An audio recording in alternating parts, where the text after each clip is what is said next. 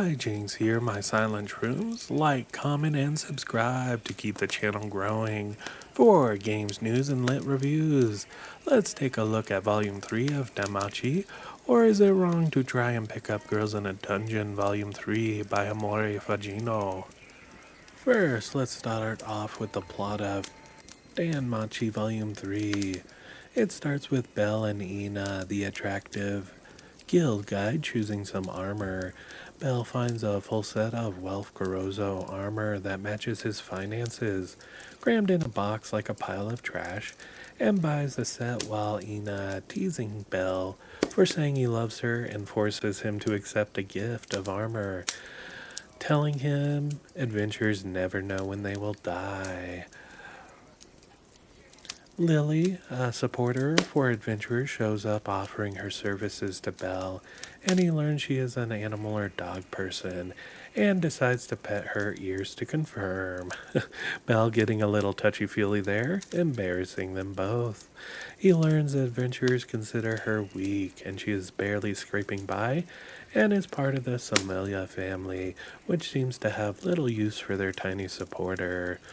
Heading to the dungeon, Belle is amazed at how having a supporter takes a huge load off him, and they gather a large amount of ales.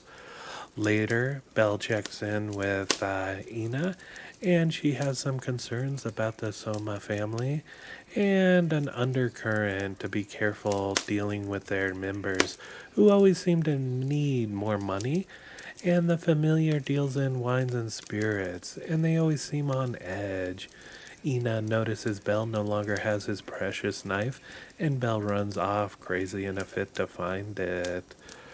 Lilly, needing more funds, has actually stolen Belle's knife, runs into some acquaintances of Belle's from the benevolent mistress bar, whose sharp gaze recognizes Belle's knife and move to confront and beat the shit out of Lilly, who manages to shift to fool Belle, and Belle is only happy to get his knife back.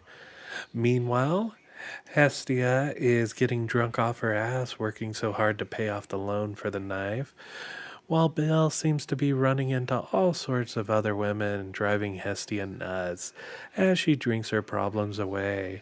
Her friends stating the logical fact Belle can't be cheating on her as they're not even dating, and he does have his own social life.